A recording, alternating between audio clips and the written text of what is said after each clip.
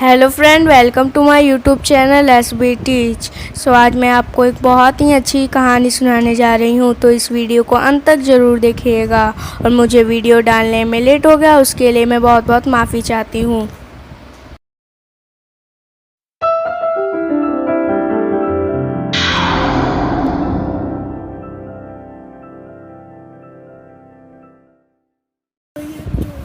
इस कहानी का नाम है एक वरदान अनेक काम। जय नाम का एक राजा था। वह अपनी प्रजा का बहुत ध्यान रखता था। एक बार वह तूफानी रात में घोड़े पर सवार होकर तंग से रास्ते से जा रहा था। वह भेष बदले हुए था। मामूली कपड़े पहनकर साधारण जनता के बीच जाकर उनके हाल चाल का पता लगाना उसका नियम था। एक रात भेष बदल कर जा रहा था, तभी वर्षा होने लगी। कुछ ही देर में वह बिल्कुल भीग गया, परंतु उसे इसकी चिंता नहीं थी। उसे अंधेरे की भी परवाह नहीं थी। वह धीमे धीमे लेकिन सावधानी से चल रहा था। उसके घोड़े का पीछा करते हुए डाकू भी चुपके चुपके चले जा रहे थे। डाकू राजा के शानदार घोड़े पर हाथ साफ करना चाहते थे। अचानक डाकुओं ने राजा को घेर लिया। राजा एक बार तो सकते में आ गया, पर मगर वह घबराया नहीं। वह बच निकलने की तरकीब सोच ही रहा था कि उसके घोड़े का खुर सड़क के गड्ढे में फंस गया। डाकू अभी राजा पर लपकने ही वाले थे कि उधर से 6 नौजवान आ पहुँचे। उन्होंने देखा कि एक आदमी मुसीबत में है। उन्होंने डाकुओं पर हमला किया। पीछे से अचानक हमला हुआ तो डाकुओं का ध्यान बट गया और इस प्रकार राजा बच निकला। राजा जहाँ भी भेष बदल कर जाता था, उसके पीछे पीछे कुछ दूरी पर उसके चुने हुए अंगरक्षक भी रहते थे। थोड़ी देर बाद राजा के अंगरक्षकों का दल भी आ पहुँचा। उन्होंने सभी डाकुओं को बंदी बना लिया। राजा उन नवयुवकों से बड़ा प्रसन्न था, क्योंकि बिना यह जाने कि वह राजा है, उन्होंने डाकुओं से उसकी रक्षा की थी। राजा ने उनसे बहुत बहुत धन्यवाद दिया और कहा कि वे उसके साथ महल तक चले।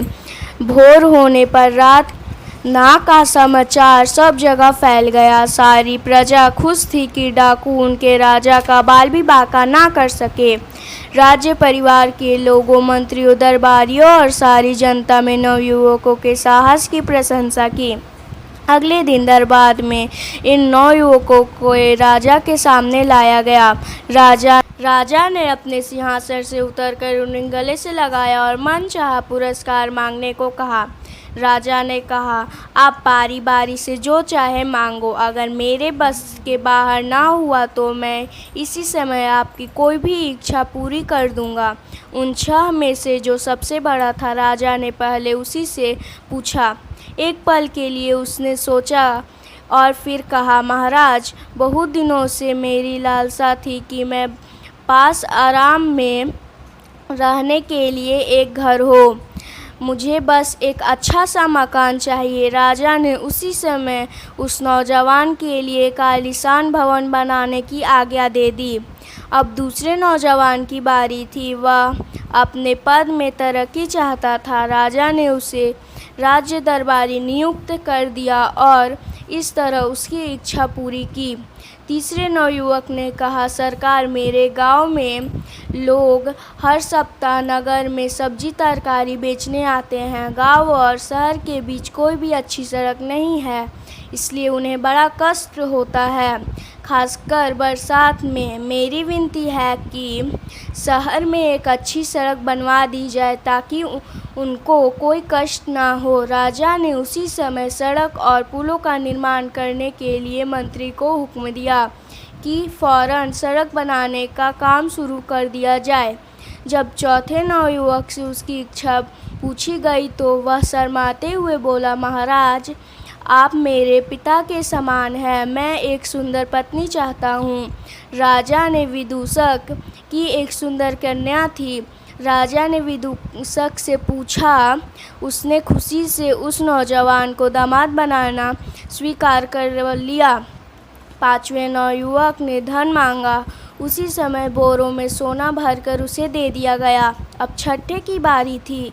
उसने कहा, महाराज, मेरी बस यही इच्छा है कि जब तक मैं और आप जीवित रहे, वर्ष में एक दिन आप मेरे यहाँ अतिथि बनकर आएं। इस अनोखी इच्छा को सुनकर सब हैरान रह गए। बहुत से लोगों ने तो उसे नौजवान को मूर्ख समझा। स्वयं राजा को भी यह बात अजीब सी लगी कि नौजवान अपने लिए कुछ मांगने के बजाय उसी को अतिथि बनाना चाहता है। लेकिन उसने तो शुरू में ही कह दिया था कि जब तक उसके वश में होगा, जब वह उसकी इच्छा पूरी करेगा। बस फिर क्या था, वर्ष में एक दिन और एक रात उसने उस नवयुवक का अतिथि बनना स्वीकार कर लिया। अब राज्य सरकार के विभिन्न विभागों की जिम्मेदारी हो गई थी कि राजा जब नौजवान के घर जाए तो उसके दौर का ठीक ठीक प्रबंध हो। न राजा को किसी भी प्रकार का कष्ट हो, न और उनके सेवकों को, और न घोड़ों को। बढ़िया सड़क बनाना जरूरी था ताकि रथ का आसानी से जा सके। फिर यह प्रश्न उठा कि राजा एक छोटे से मकान में दिन और रात कैसे काटेंगे, कहाँ उठेंगे, कहाँ बैठेंगे, कहाँ खाएंगे, कहाँ पिएंगे और कहाँ सोएंगे। अतः राजसी ठाट बाट के लायक एक महल खड़ा करवाया गया।